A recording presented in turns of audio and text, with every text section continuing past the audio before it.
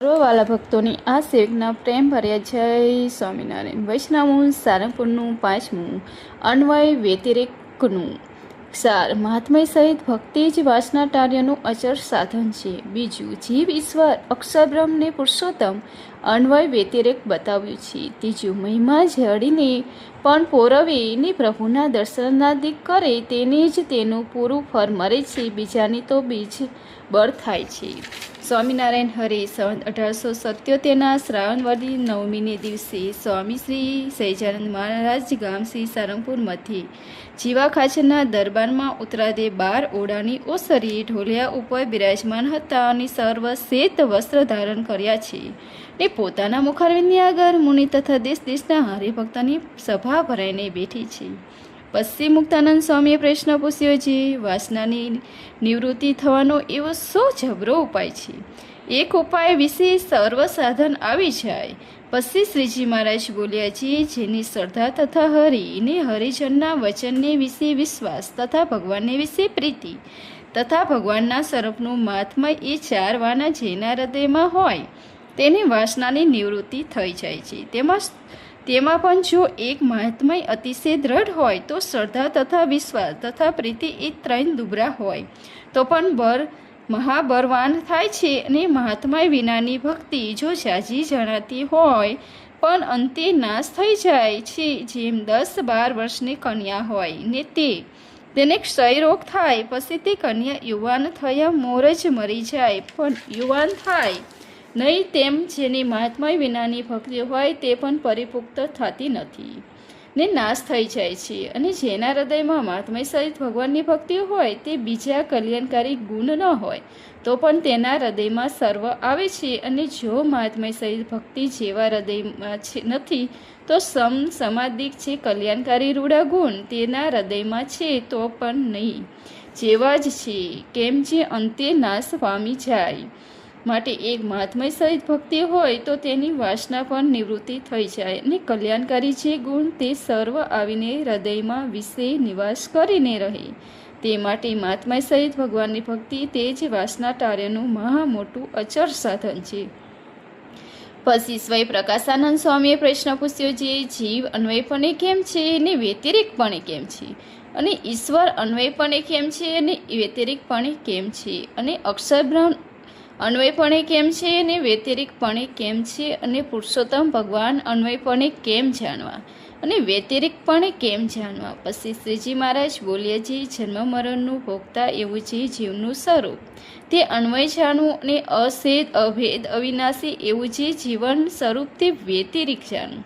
ને વિરાટ સૂત્રાત્મક ને અવાકૃત એ 3 શરીરમાં એક રસપણે વર્તે એ શરીરનું અન્વય સ્વરૂપ જાણવું અને પિંડ બ્રહ્માંડની પર સચ્ચિદાનંદપણે કરીને જે નિરૂપણ કર્યું છે તેનું ઈશ્વરનું વ્યતિરેક સ્વરૂપ જાણવું. અને પ્રકૃતિ પુરુષ તથા સૂર્ય ચંદ્રાદિક સર્વ દેવતા તેનું જે પ્રેરક તે અક્ષરનું અન્વય સ્વરૂપ જાણવું. અને જે સ્વરૂપને વિશે પુરુષ પ્રકૃતિ આધ્ય દઈને કાંઈ ઉપાધિ રહેતી નથી, એક પુરુષોત્તમ ભગવાન જ રહે છે એ અક્ષરનું વ્યતિરેક સ્વરૂપ છે. અને બદ્ધ જીવ તથા મુક્ત જીવ એ બેના હૃદયમાં સાક્ષી રૂપ થકા રહ્યા છે. અને બુદ્ધિપણે અને વ્યતિરેકપણે જેને અડતું નથી તેને ઈશ્વરના અને અક્ષરના હૃદય સાક્ષી રૂપે રહ્યા છે અને તે જ ઉપાધિ થકી રહી છે. ને પુરુષોત્તમનું અન્વય સ્વરૂપ છે અને જીવ ઈશ્વરને અક્ષર તે થકી પર જે અક્ષરાતીત સ્વરૂપ એ પુરુષોત્તમનું વ્યતિરેક સ્વરૂપ જાણવું. એવી રીતે અન્વય વ્યતિરેકપણું છે. પછી વરી મુક્તાનંદ સ્વામીએ પૂછ્યું છે, ભગવાનના દર્શનનો મહિમા તથા ભગવાનના નામ સ્મરણનો જે મહિમા તથા ભગવાનના સ્પર્શનો જે મહિમા તે ભગવાનના ભક્તને અર્થે છે કે સર્વ જીવને સારું છે? પછી શ્રીજી મહારાજ બોલે, જે દર્શનાદિક તો ભેદ જુદા જ છે તે કહીએ તે સાંભળો છે. જ્યારે એ દર્શનનો કરનારો ભગવાનના દર્શન કરે છે ત્યારે તેનું મન છે તે દ્રષ્ટિ દ્વારે આવીને મનની સ્વતી દ્રષ્ટિએ જો દર્શન કરે તો તે દર્શન એવું થાય છે વિસ્તારે તોય પણ વિસરે નહીં. એવી રીતે મન સહવર્તમાન ત્વચા સ્પર્શ કરે તો પણ તે સ્પર્શ પણ વિસરે નહીં.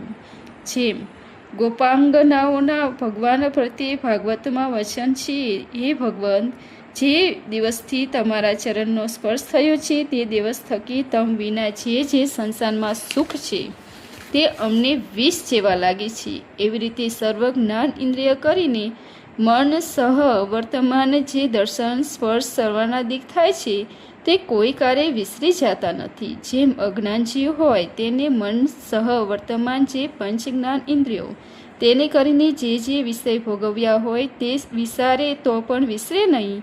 એવી રીતે ભગવાનનું પણ મન સહ વર્તમાન જે દર્શનાદિક કરે છે તેને જ દર્શનાદિક જાણવું ને બીજાને તો દર્શના થયું જ છે તોય પણ ન થયા જેવું જ છે.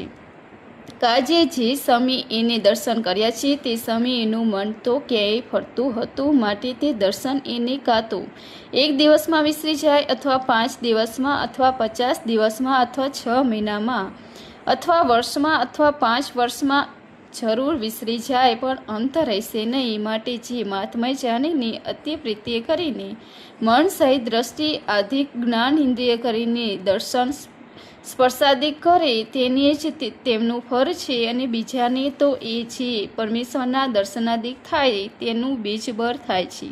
અને યથાર્થ મહિમા તો જે મનની સહવર્તમાન દર્શનાદિક કરે છે તેને અર્થે છે. ઇતિ વૈષ્ણવમૂળ સારંગપુરનું 5મું પૂરું થયું. સહેજાનંદ સ્વામી મહારાજની જે લાઈક શેર સબસ્ક્રાઈબ છે. સ્વામિનારાયણ. Thank you.